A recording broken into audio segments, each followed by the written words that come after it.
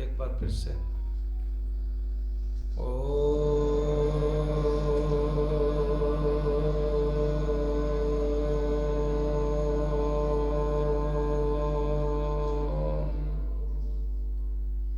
एक बार पुनः।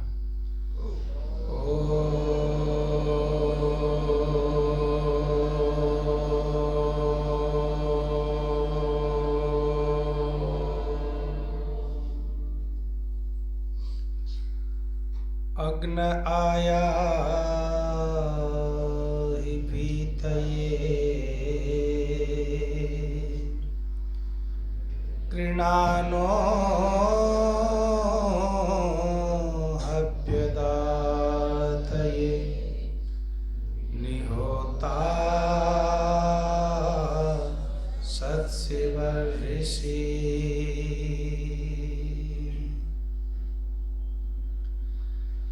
मेरी जिंदगी की नौका की पतवार है। हे प्रभु बस तू ही अब मेरा प्यार है।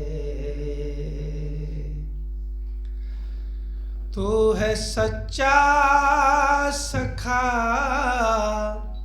सच्चा साथी मेरा।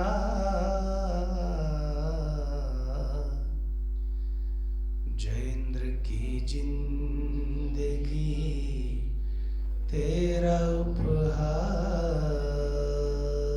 है। ये मेरी जिंदगी तेरा उपहार है।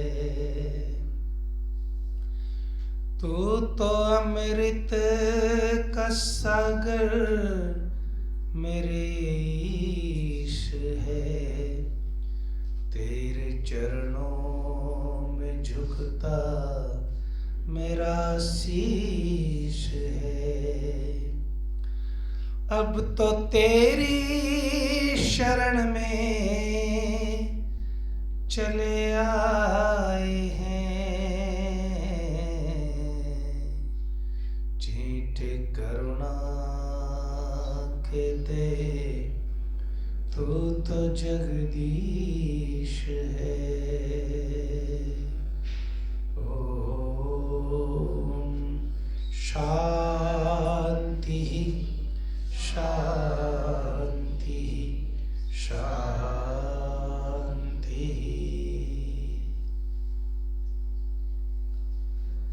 उपस्थित भद्र पुरुषों, वंदनीय मातृशक्ति, प्रिय ब्रह्मचारियों, प्रातः काल की इस पवित्र वेला में आप सभी सत्संग में बैठे हैं। गीता पर आप पिछले कई सप्ताह से परिचर्चा सुन रहे हैं। पिछले सप्ताह जहां चर्चा चल रही थी, यह सर्वत्रा अनभिस्नेहस्तत्तत् प्राप्य शुभाशुभम नाभिनंदति न द्वेष्टि तस्य प्रज्ञा प्रतिष्ठिता। कि स्थिर बुद्धि वाला स्थित प्रज्ञ व्यक्ति महापुरुष कौन होता है? जो शुभ और अशुभ में न हर्षित होता है न ही दुखी होता है। इस पर काफी चर्चा आपने सुनी। आइए आगे चलते हैं। कहते हैं कि अब उसको स्थित प्रज्ञ होने का कोई रास्ता भी थोड़ा सा समझाया जा रहा है कि कैसे आप स्थित प्रज्ञ बन सकते हैं, स्थिर बुद्धि वाले बन सकते हैं, संयमी बन सकते हैं। ऐसी अवस्था कैसे आती है कि व्यक्ति जो है वो शुभाशुभ में समान रहता हो, जय पराजय में समान रहता हो, सुख दुख में समान रहता हो। ऐसा जो व्यक्ति होता है वो कैसे हो सकता है? इस प्रकरण को अब आगे आप समझेंगे तो आपको पता चलेगा। यदा संघरते चायम कुर्मोंगानी व सर्वसः इंद्रियाणि इंद्रियार्थेभ्यस्तस्य प्रज्ञा प्रतिष्ठिता। कहते हैं कि ये जो कछुआ, कभी आपने देखा है? किसने देखा है कछुआ? हाथ खड़े करो। कछुए को क्या करते हैं कि जैसे ही बाहर से डंडी से, या बच्चे कई बार पत्थर भी मारते हैं, तो उसको छेड़ते हैं तो वो अपने अंगों को समेट लेता है, और जो हाड़ वाली उसके ऊपर जो लगा रखा है परमात्मा ने सुरक्षा कवच, उसके अंदर बिल्कुल छिप जाता है, और आदमी उसको उलटता पलटता भी रहे तो पता नहीं चलता कि इसके अंग कहाँ गायब हो गए। तो कहते हैं कि कछुआ जैसे अपने अंगों को समेट लेता है, ऐसे ही इंद्रियों को इंद्रियों के विषयों से जो समेट लेता है। आप आंखों को तो क्या समेटेंगे, बंद कर लेंगे, कान को क्या समेटेंगे, इसमें रुई ठोक लेंगे, वाणी को होठों से बंद कर लेंगे, लेकिन उससे कोई खास बात बनती नहीं है, क्योंकि हम कछुए की तरह न तो हमारी संरचना है और न ही हम कछुए हैं। लेकिन उपमा दी गई है तो यहाँ पर केवल इंद्रियों को समेटने की बात नहीं है। इंद्रियां नहीं समेटी जा सकती, बल्कि इंद्रियों का जो विषय है उससे इंद्रियों को समेटा जा सकता है। कि कैसे समेटा जा सकता है, उदाहरण बहुत गहरा है, उतना सरल नहीं जितना आपने समझ लिया। कि जैसे कछुआ अपने आप में समाहित होता है और बाहर से बाह्य विषयों से उस समय उसका कोई भी बोलो संपर्क नहीं रहता है, ठीक इसी तरह से जो व्यक्ति है जब वो अपनी इंद्रियों का बाह्य विषयों से संबंध विच्छेद कर लेता है तो फिर वो अपने आप में बोलो समाहित हो सकता है, फिर वो आत्म दर्शन कर सकता है, फिर वो आत्म चिंतन कर सकता है। तो कहते हैं कि इंद्रियां का जो है, इंद्रियों को रोकना तो जो है तब तक रोकना संभव नहीं जब तक इंद्रियों के विषय उनको मिल रहे हैं। कहते हैं ना, इंद्रियाणि हया नाहु विषयास्ते सुगोचरा। कहते हैं इंद्रियां क्या है, जो है इंद्रियां क्या है, घोड़े हैं। उपनिषद क्या कहती है, इंद्रियां क्या है, घोड़े हैं। और जब तक विषय रूपी घास बोलो इनको मिलती रहती है तो फिर ये उसमें निरंतर चलते रहते हैं साहब। इन घोड़ों को रोकने के लिए कौन सी लगाम है, मन रूपी लगाम है साहब, उसको खींचना पड़ता है। तो इंद्रियों के, क्योंकि सही बात तो ये है कि इंद्रियां तो बिचारी इंस्ट्रूमेंट है, ये तो गोलक है, ये तो जो है मशीन है। असली राजा तो कौन है, मन है, जो अंदर बैठ करके भोगों को भोग रहा है। जो है पेट भर जाता है तो वो जीभ नहीं मांगती, और क्या मांगता है, मन मांगता है। तो ये जो मन आपको रस में डुबो करके रखता है, विषय रूपी रस में, कहता है इस रस से जब आप अपने आप को हटा लेंगे तो कहीं जाकर के आपको ये पता चलेगा कि वस्तुतः मैं हूँ तो क्या हूँ, मेरा स्वरूप है तो क्या है। उससे पहले पता नहीं चलता है। तो इसलिए कहते हैं कि इंद्रियों के विषयों से इनको समेट लीजिए। जब विषयों से समेट लेंगे तो फिर कहते हैं तस्य प्रज्ञा प्रतिष्ठिता।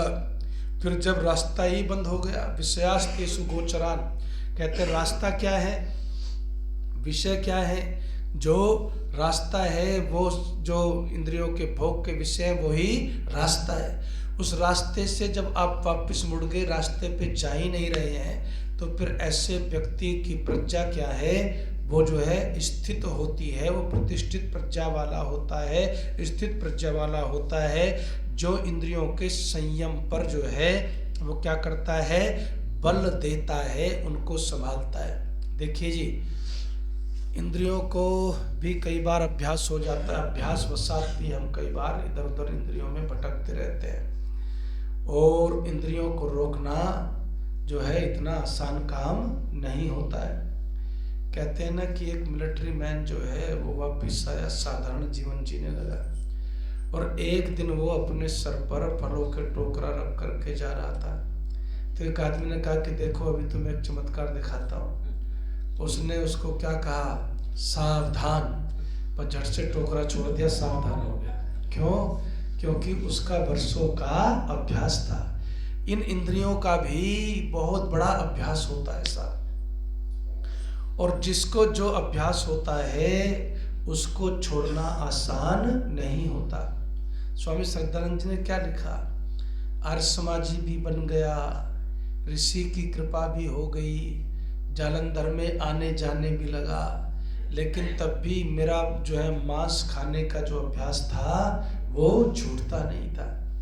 और मुझे खुशबू आती थी तो मेरा क्या होता था, है उछलता था मन। बस जिसको जिसमें रस आ जाता है उसी के पीछे पागल हो जाता है। तो कहते हैं कि फिर मैं एक दिन क्या हुआ, अपने मित्रों के यहाँ गया, उन्होंने कटोरी में वो भी लगाया, नॉनवेज भी लगाया, शाकाहारी भी लगाया। तो कहते हैं मैंने कटोरी उठा करके फेंक के दीवार पे मारी। तो मित्र बड़ा नाराज हुआ, अगर तुझे खाना नहीं था तो यार साइड में कर देता, दीवार पे फेंक के मारने की क्या जरूरत थी। तो मुंशी राम जी ने कहा इससे पीछा छुड़ाने के लिए यही एक रास्ता अब बचा था, तेरे सामने भी फेंक के मार दिया और अपने अंदर से भी आज इसके विषय की वासना को फेंक के मार दिया, अब दोबारा इसको कभी नहीं छूंगा।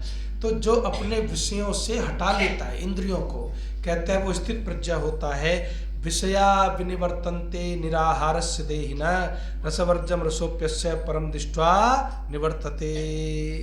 देखिए दो कारण से कभी कभी आदमी बूढ़ा हो जाता है, तो आधे विषय तो पर बोलो वैसे ही छूट जाते हैं, आधे विषय तो वैसे ही छूट जाते हैं।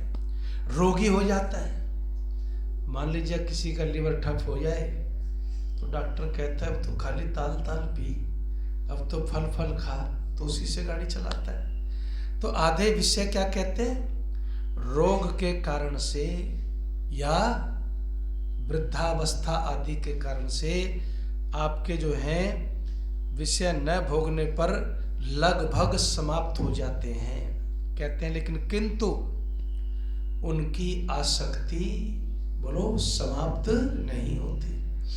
शरीर में भोगने की क्षमता नहीं, शरीर किसी लायक बोलो बचा नहीं, लेकिन मन में भोग की इच्छा बोलिए फिर भी बची हुई है। शरीर रोग के कारण से किसी काम का न रहा, लेकिन मन में फिर भी आसक्ति शेष बची हुई है। तो कहते हैं कि जब तक मन की वह आसक्ति दूर नहीं होती, इंद्रियां अपने विषयों से भी विमुख बोलो नहीं होती, और वो अंदर समाहित नहीं होती। और इंसान क्या कहते हैं, इसलिए तो कहते हैं कि तृष्णा न जीर्णा वयमेव जीर्णा, कि भाई हम बूढ़े हो गए, जीर्ण शीर्ण हो गए, दांत न रहे आत न रही, कहते हैं ना, न दांत रहे मुंह में, न आते रही पेट में, है सर पे रहे नहीं बाल, लेकिन फिर भी क्या है, तृष्णा हमारी वैसी ही रहती है जवान। कहते हैं कि तृष्णा बूढ़ी नहीं होती। वही बात कृष्ण यहाँ पर कहते हैं कई बार रोग के कारण, वृद्धावस्था के कारण 90%, 80% विषयों से व्यवहारिक रूप से छुटकारा मिल जाता है, लेकिन अंदर मन में भोग की इच्छा वैसी ही बलवती बनी रहती है, आसक्ति वैसी ही बनी रहती है। तो कहते हैं फिर इससे इंसान भोगों को, अब बात को समझ लीजिए जो आपको समझनी है, इससे इंसान इच्छा बलवती होने के कारण से भोगों को न भोगता हुआ भी भोग में ही बना रहता है। यह है समस्या। आप भोग नहीं रहे, आपका शरीर उस लायक नहीं रहा, लेकिन फिर भी आप भोगी ही हैं। ये कृष्ण समझाना चाहते हैं। क्यों?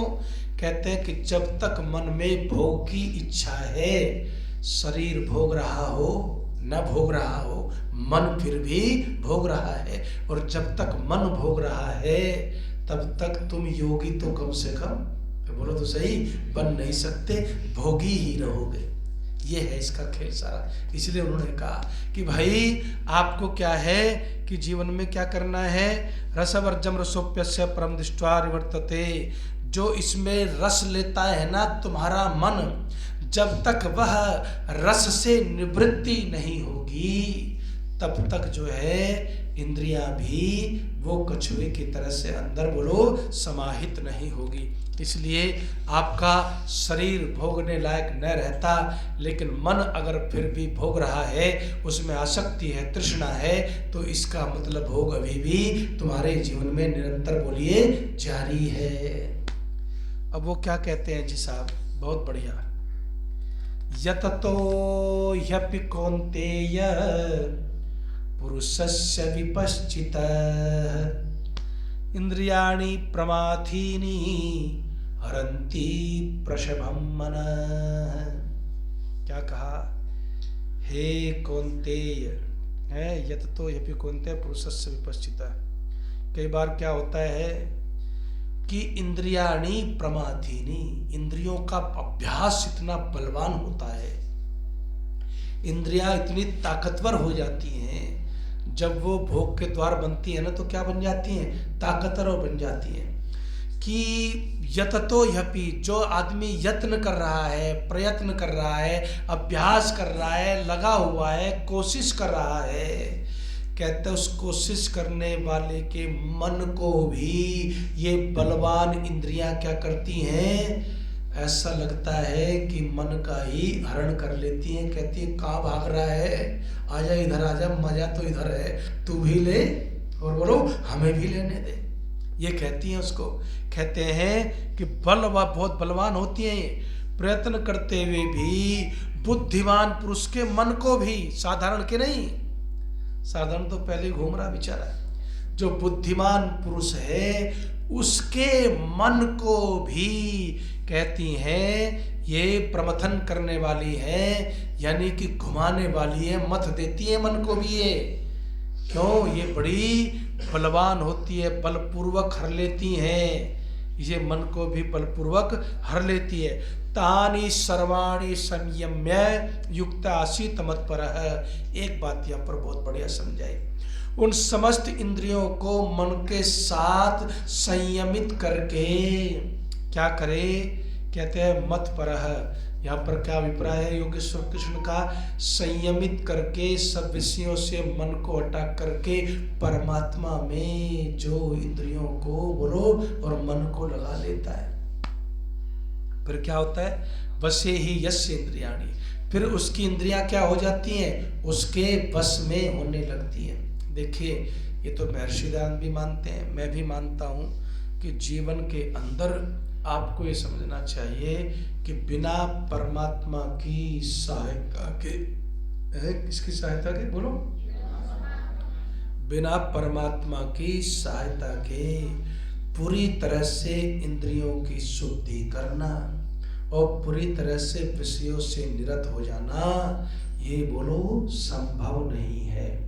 ये परमात्मा हमारा सहायक बनता है, तब जाकर के व्यक्ति ऐसा बन सकता है कि परमात्मा का तेज उसकी आत्मा में जब थोड़ा बहुत आ जाता है, परमात्मा के कुछ गुण आ जाते हैं, तो फिर वह व्यक्ति बोलो भटकता ही नहीं, वह व्यक्ति भटकता ही नहीं। तो जब भटकता ही नहीं तो फिर क्या कहते हैं, फिर कहते हैं आगे चलिए, बहुत सुंदर कहते हैं, आपको वो रूपक तो याद आ ही गया होगा, आत्मानम रथिनम विद्धि शरीरम रथमेवतु। इस आत्मा को क्या मान, रथी मान, और शरीर को क्या मान, रथ मान है। बुद्धिम तो सारथिम वृद्धि मनः प्रग्रह में वच, बुद्धि को क्या मान, सारथी। सारथी अर्जुन के बढ़िया थे तो मैदान मार लिया साहब। तो ये सारथी क्या है तुम्हारा, तुम्हारी बुद्धि ही तुम्हारी सारथी है। और मन ग्रह प्रग्रह में वच, और मन को क्या मान ले, लगाम है। शरीर है इंद्रियाणि हया ना हो, और इंद्रिया क्या है, घोड़े हैं। विषयास्तेषु गोचरम, रास्ता क्या है? जो विषय है ना इंद्रियों के भोगने के, वो ही रास्ता है दौड़ने का इन इंद्रियों के लिए। कहते हैं ऐसा रूपक खींचा है वहां पर। अब उसको आगे देखिए, इसको थोड़ा सा समझिए कि कैसे ये चलते हैं। आत्मेंद्रिय मनोयुक्तम भोक्तित्याहुर मनीषिणः, और फिर उसका भोक्ता कौन है? आत्मा जब मन और इंद्रियों के माध्यम से किसको भोगता है? विषयों को भोगता है, ऐसा मनीषी लोग कहते हैं। तो भाई इसलिए कहते हैं यस्तु विज्ञानवान भवति युक्तेन मनसा सदा तस्येन्द्रियाणि वश्यनि सदस्वाय वसारथे। लेकिन जो विज्ञानवान है, बुद्धिमान है, ज्ञानी पुरुष है, और जो युक्त मन का मतलब होता है जिसका मन परमात्मा से युक्त रहता है, ऐसा जो व्यक्ति तस्येन्द्रियाणि वश्यानि, उसके इंद्रिय हमेशा वश में होते हैं। कैसे? जैसे घोड़े सारथी के बोलो वश में आ जाते हैं। अगर बुद्धि ठीक है तो तुम्हारे घोड़े भी बोलो तो सही तुम्हारे वश में आ जाएंगे। ये कृष्ण यहाँ पर समझाना चाहते हैं। तो बुद्धि सारथी को ठीक है। अब वो कहते हैं सारथी भी गया, सारथी मारथी सब डूब जाते हैं। ये कोई साधारण रथ नहीं है, ये रथ बड़ा टेढ़ा रथ है साहब, इसमें सब डूब जाते हैं। कहते हैं कैसे? ध्यायतो विषयान् पुंसः संगस्तेषु उपजायते। कहता है सबसे पहले आदमी के अंदर इच्छा, तृष्णा, आसक्ति पैदा होती है, और वो क्या करता है? वह विषयों का चिंतन बोलो आरंभ कर देता है? विषयों के बारे में सोचते सोचते, अच्छा रात दिन जिसके बारे में सोचोगे तो उधर ही जाओगे कि कहीं और जाओगे? बताओ हैं? अगर आप ये सोचने लगो आज शाम को पकोड़े खाने हैं, पकोड़े खाने हैं, पकोड़े खाने हैं, ऑफिस में भी ये घूमता रहे, सुबह भी ये घूमता रहे, तो दुनिया की कोई ताकत शाम को पकोड़ा खाने से बोलो रोक नहीं सकती। मैंने साधारण भाषा में आपको समझाया। तो कृष्ण कहते हैं सबसे पहले तो इस मन में बवाल उठता है, ये विषयों का चिंतन करता है, रात दिन उसी के पीछे घूमता है, उन्हीं के बारे में सोचने लगता है। और फिर कहता है कि फिर जब उन्हीं के बारे में चिंतन करता है तो उन्हीं विषयों में संगह आसक्त हो जाता है साहब, उन्हीं का सेवन शुरू कर देता है। जो जैसा सोचेगा वो वैसा ही होगा। तो कहते हैं ध्यायतो विषयान, उन विषयों का ध्यान करते करते तेषु संगः उपजायते, उनमें आसक्ति बढ़ती है, और फिर धीरे धीरे उन्हीं के भोग की लिप्सा बढ़ती जाती है, या उन्हीं का भोग शुरू हो जाता है, और नहीं शुरू होता। और फिर जब उनकी लिप्सा बढ़ती है, आसक्ति बढ़ती है, तो संगात संजायते कामः, और फिर उनके संग से, उनके सेवन से, या उनकी आसक्ति से क्या होता है? कामना घटती है कि बढ़ती है? जोर से बोलो। कामना घटती नहीं और बढ़ती है। हविषा कृष्ण वर्त में कहते हैं कि जैसे हवन की अग्नि में आहुति देते जाइए तो अग्नि प्रचंड प्रचंड प्रचंड होती जाती है, ऐसे विषयों की आहुति आदमी सोच ले कि ये भोग लेंगे तो फिर ये छोड़ देंगे, इसको कर लेंगे तो फिर छोड़ देंगे, इसको कर लेंगे तो फिर छोड़ देंगे, अब तो अंतिम बार है। शराबी क्या कहता है रोज अपनी पत्नी से? कहता है कि कल से हाथ नहीं लगाऊंगा, आज से नहीं कहता कभी, कल से हाथ नहीं लगाऊंगा। वो कल कभी आता ही नहीं जी। क्यों नहीं आता? क्योंकि कामना उसके सेवन से, आसक्ति से और बोलो बढ़ती जाती है विषयों की। और कहते हैं कामात क्रोधो भी जायते, और कामना हो गई। अब मनोविज्ञान देखिए, कामना हो गई और मिला नहीं तो फिर क्या होगा?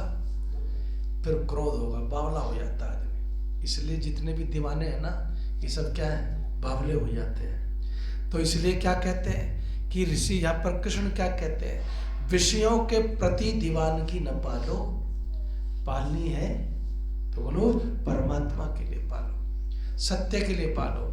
तो कहते हैं कामात क्रोधो भी जायते, इच्छाएं पाल ली पूरी होती नहीं, कुंठित हुआ बैठा रहता है आदमी है। मान लीजिए किसी को लोकेशना की इतनी प्रबल इच्छा होती है, वो पूरी होती नहीं तो अपनी कुंठा सबको पिलाता फिरता है। फिर पूरे दिन कभी फोन पे निकालेगा, कभी बैठ के निकालेगा, कभी चर्चा में निकालेगा। तो क्या हुआ? क्योंकि आपने कामनाएं पाल ली, आपने ऐषणाएं पाल ली, धन की बहुत इच्छा पाल ली, पूरी नहीं हुई तो आप कुंठित हो गए। यश की बहुत इच्छा पाल ली, पूरी नहीं हुई तो आप कुंठित हो गए। आपको कुंठित होने के लिए, क्रोध में जाने के लिए ये जो है विषय बहुत बड़े कारण बनते हैं। और इसलिए मैं क्या कहता हूँ, कृष्ण क्या कहते हैं? वो कहते हैं जब कामना बहुत बढ़ जाती है और बहुत बढ़ी हुई कामना की पूर्ति भी बोलो संभव होती नहीं, तो जब इच्छा हुई, डिजायर हुई और वो पूरी नहीं हुई तो क्या हो गया? फिर आता है क्रोध, कुंठा की वजह से क्रोध आता है। तो क्रोध तो बहुत बड़ा प्रसाद है। क्या है? क्रोध बहुत बड़ा प्रसाद है। इसके 18 भाई बहन है सेठ साहब, ये अकेला नहीं आता। क्रोध का कुनबा सबसे बड़ा है हमारे सेठ साहब शांत स्वभाव के ना, इसलिए मैं इनको बता रहा हूं। तो क्रोध का कुनबा क्या है? सबसे बड़ा है।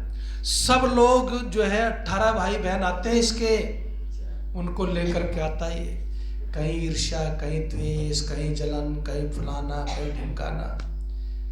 तो कहते हैं मनुस्मृतिकार की 18 भाई बहनों को लेके तुम्हारे जीवन में, तुम्हारे शरीर में एंट्री करता है और फिर तुम तख्त पे भी बैठे हो ना, इसके भाई बहन तुम्हारे सारे घर को बोलो घेर लेते हैं। तो इसलिए कहते हैं फिर क्रोध ही पैदा होता है, और जब क्रोध पैदा होता है तो फिर बुद्धि कहाँ रही, ये वो समझा रहे हैं। कहते हैं अर्जुन इसलिए क्रोध कुछ नहीं है, क्रोध तो विषयों की पूर्ति न होने की वजह से उपजा हुआ तुम्हारा एक भाव है जो तुम्हारे समस्त जीवन को फिर नष्ट कर डालता है। अच्छा क्या होता है, लोगों को किसी ने किसी बात काट दी तो वो अपनी बात मनवाना चाहता था। मैं प्रैक्टिकल बात समझा रहा हूँ आपको कि क्रोध कैसे कैसे आता है। वो भड़ाक से उबल जाता है, जी लगता है इधर की उधर गाने।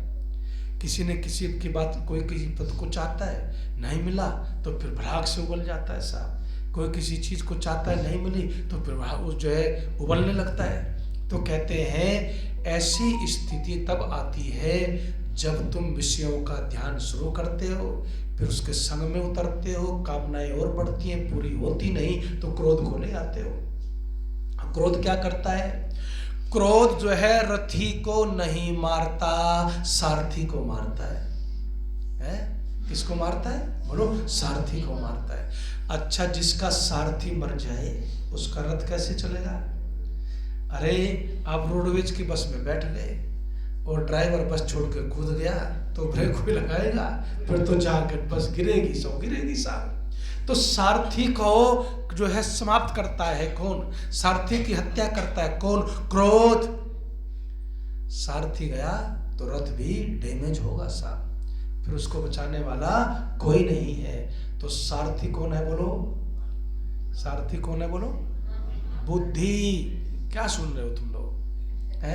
सारथी कौन है? बुद्धि।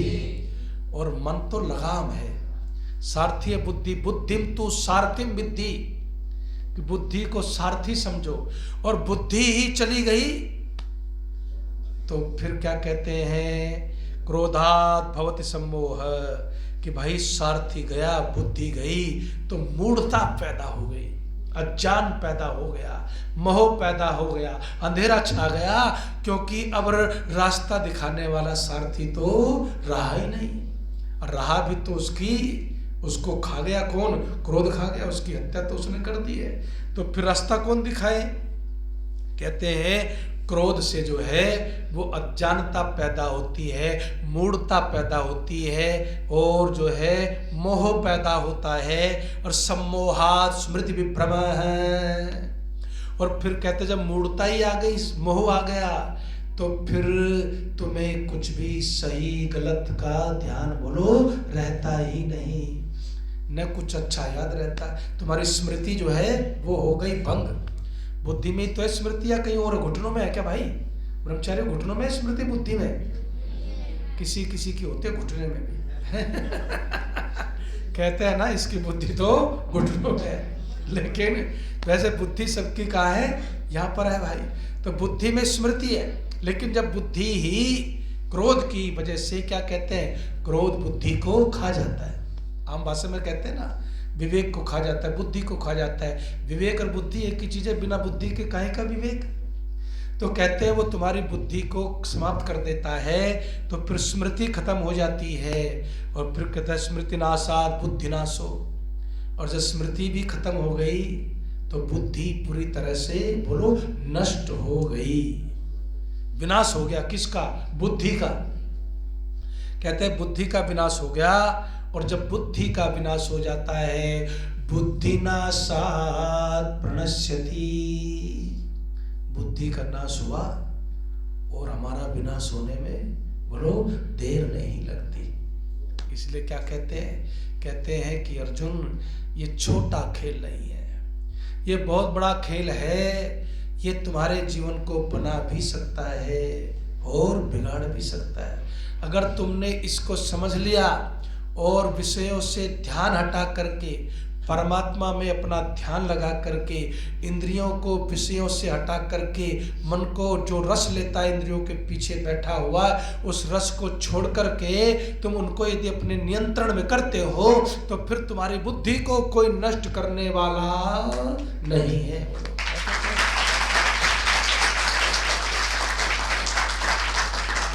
हनुमान जी कहाँ गए? लंका में गए। लंका में सीता माता को ढूंढते ढूंढते हनुमान रनिवास में पहुंच गए। रनिवास जानते हैं ना, बेडरूम कह सकते हो आजकल की भाषा में आप उसको, जहां पर, क्योंकि उस समय रानियां सोती थी उस महल में, तो उस महल में जब हनुमान रात्रि के समय गए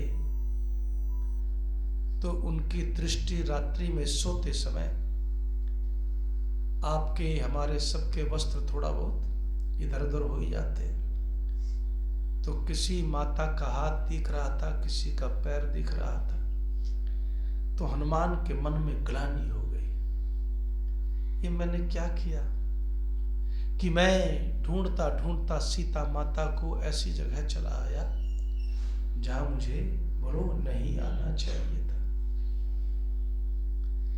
अब ये जो पाखंडी है, कोई इनसे पूछे कि अगर हनुमान भी अवतार थे, राम भी अवतार थे, फलाने भी थे, तो फिर काहे डंडा लिए घूम ढूंढ रहे हैं भाई रात भर?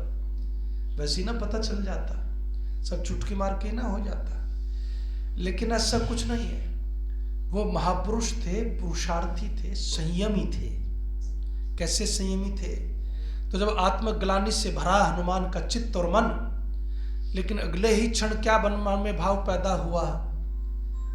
मैं तो अपनी मां सीता को ढूंढ रहा हूं, अपनी माता सीता को ढूंढ रहा हूं, और माता सीता को ढूंढते हुए मैंने जिसको भी देखा केवल मां के रूप में ही बोलो देखा है। इसको कहते हैं प्रज्ञा, इसको कहते हैं संयम, इसको कहते हैं विषयों से इंद्रियों को संग्रहित करना। कुर्मोंगानी व कछुए की तरह से विषय हो तब भी मन में कोई विकार पैदा ना हो। तो ऐसा व्यक्ति जो है वो कितना ऊंचा होता है, उसको कहते हैं स्थित प्रज्ञ होता है। कितने ऐसे उदाहरण आपको मिलेंगे कि ऋषिदांत का जीवन में उदाहरण आता है ना, कि जो वो साधना में थे, गंगा तट पर थे, प्रणाम किया तो तुरंत ऋषि जो है गंगा में कूद गए और अपना दूसरी तरफ चले गए, क्योंकि ऋषियों का जीवन जो है वो बड़ा सधा हुआ साधना में जीवन होता है।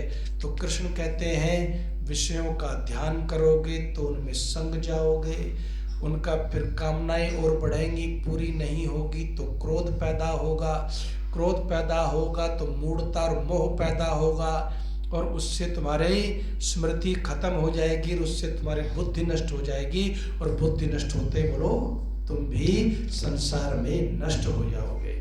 अब वो आगे क्या कहते हैं, राग द्वेष वियुक्तैस्तु विषयान इंद्रियैश्चरन् आत्मवश्यैर विधेय आत्मा प्रसादमधिगच्छति। बहुत सुंदर लिखा है सब, बहुत लिखा कि जो स्वाधीन और पवित्र अंतःकरण वाला व्यक्ति है, अंतःकरण किसका स्वाधीन होता है? जिसकी इंद्रियां उसके अंतःकरण को बोलो विचलित न करती हो।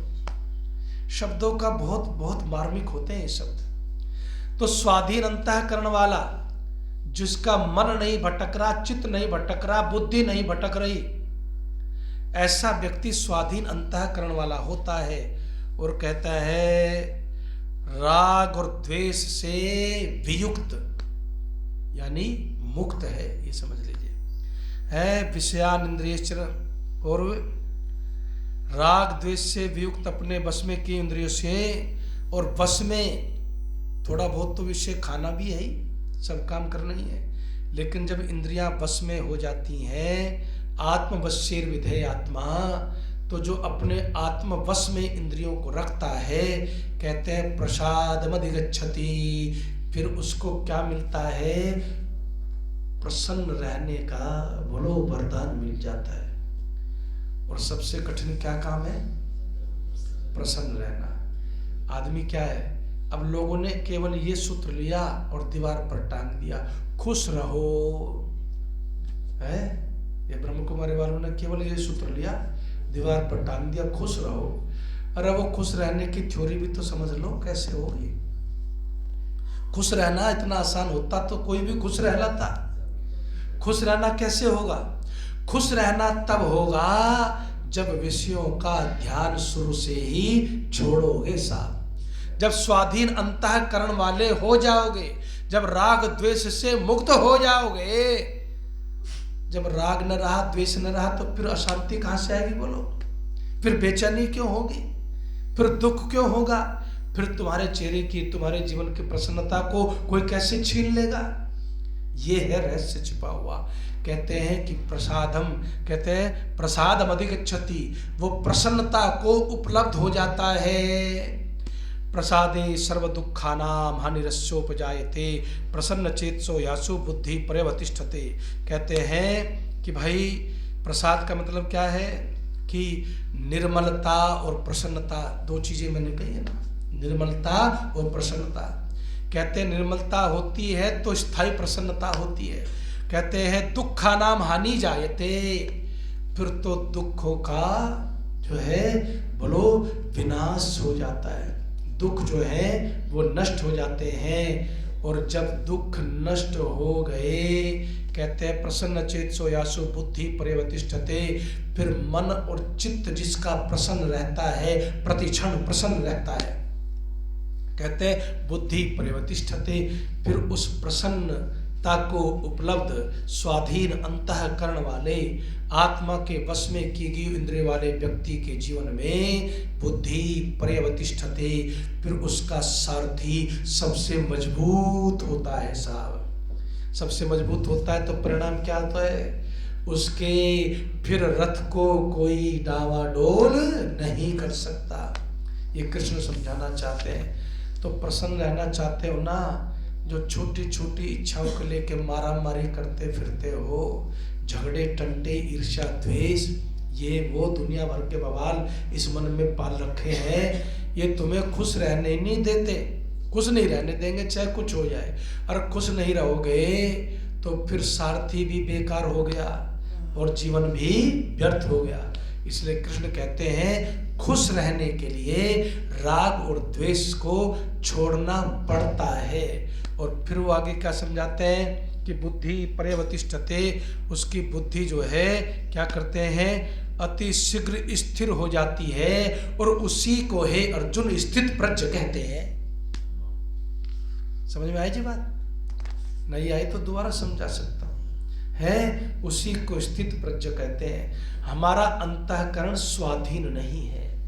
हमारी तो खुशी भी दूसरों से है, दुख भी बोलो दूसरों से है, सम्मान भी हम दूसरों से ढूंढते हैं। सारी बेचैनी के कारण दूसरे ही लोग हैं, क्योंकि हम अपने को तो कभी जानते ही नहीं। बेचारे को अपने बारे में तो योजना कोई बना ही नहीं, उसके बारे में तो कभी चिंतन किया नहीं कि मुझे क्या करना है। खैर, अब आगे इसको चलते हुए बहुत सुंदर सुंदर शब्दों में कहते हैं कि आपके अंदर न जातु काम कामानाम भोगे न साम्यति हविषा कृष्ण वर्तमेव भूय एवाभिवर्तते। कहते हैं कि अर्जुन, जो व्यक्ति कामनाओं को भोग के द्वारा शांत करना चाहता है, अब बात को समझ लो। कहते हैं न जातु काम कामानाम उपभोगे न साम्यति, कि जो कामनाओं को भोग के माध्यम से अभी ये मिल जाए तो फिर बस, बोलो अभी ये मिल जाए तो फिर बस, अभी ये हो जाए तो फिर बस, वो बस कभी हुआ?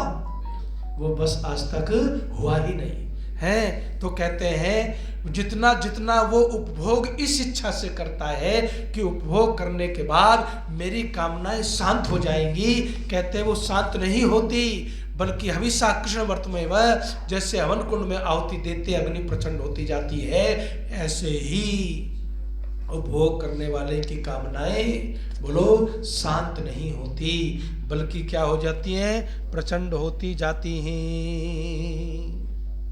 बहुत लिखा हुआ इसमें, मैं बहुत इस पर बोल सकता हूँ, लेकिन मेरा उद्देश्य है कि गीता को आपको ज़्यादा से ज़्यादा उतना ही सार रूप में सुनाना, क्योंकि वैसे इतना बड़ा ग्रंथ है और समय भी रहता है अपने पास सीमित। तो इसलिए मैं आपको कह रहा हूँ कि जीवन के अंदर आप इस बात को समझिए कि वने पिदोषा प्रभवन्ति रागिणाम गृहे पिपंचेन्द्रिय निग्रहस्तप। ये कहते हैं, संस्कृत में एक सूक्ति है, यदि आपकी इंद्रियां वश में नहीं और मन में आपके रस है, जो कृष्ण ने कहा, क्या कहा गीता में, कि कई बार आपका शरीर भोग के लायक वृद्धावस्था रोग के कारण नहीं रहता, लेकिन मन आपका फिर भी भोग में लिप्त रहता है, तो फिर भी तुम किस रास्ते पर हो? साक्षात इंद्रियों से भोग को न भोगते हुए भी भोगी बोलो बने हुए हो। तो कहते हैं ऐसा जो व्यक्ति होता है, चाहे वो स्वस्थ हो या बीमार हो, जब तक उसके मन में भोग है, कई बार आप जो है वन भाग जाते हैं, अरे छोड़ो दुनिया को, वन में जाऊंगा तो फिर न भोग होंगे न विषय होंगे और न ही जो है मैं भटकूंगा।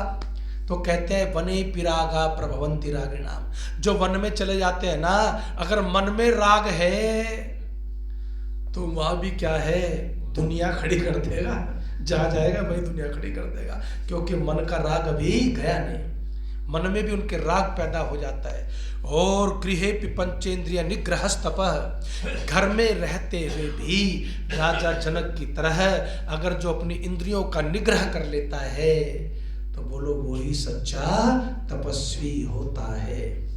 कैसे होता है सब जानना है तो अगली बार होली भी मनाएंगे और गीता भी सुनाएंगे। गीता क्यों छोड़ेगी हैं, होली तो मनेगी। और बढ़िया देसी घी की गुजिया आपके लिए बनवा रहे, स्पेशल हलवाई बैठा करके। मैंने कहा भाई माल खाओ तो अच्छा खाओ है, विषय भोग करो तो शुद्ध करो तो मन नहीं भटकता उससे, और मिलावटी खाओगे तो भटकेगा। और नहीं 11:30 तक चलाएंगे, थोड़ा खेले कूदेंगे, भजन वजन गाएंगे। नहीं वो तो अप्रैल में हो जाएगा, अप्रैल में हो जाएगा, अप्रैल के पहले हफ्ते से 8 बजे होगा।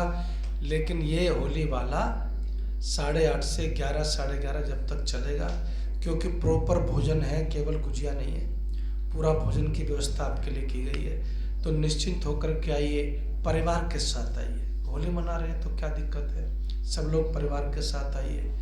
रंग मत लाना, चंदन वंदन ले आना है, थोड़ा सा खर्चा कर लेना 5-10 रुपये चंदन के लिए, तो चंदन के टीके लगा देना। नहीं तो फिर चंदन में लाओ आचार्य जी चंदन, सब आचार्य जी लाओ, कुछ खर्चा कर लिया करो 10-20 रुपये का। और भोजन की व्यवस्था भी उत्तम जो है की जा रही है। तो आप सब होली के इस अवसर पर आएँ, लेकिन पहले सत्संग वैसे ही होगा, पहले गीता का प्रवचन भी वैसे ही होगा, फिर होली मनाई जाएगी। ठीक है जी, धन्यवाद। ओम द्यौः शान्ति अन्तरिक्षं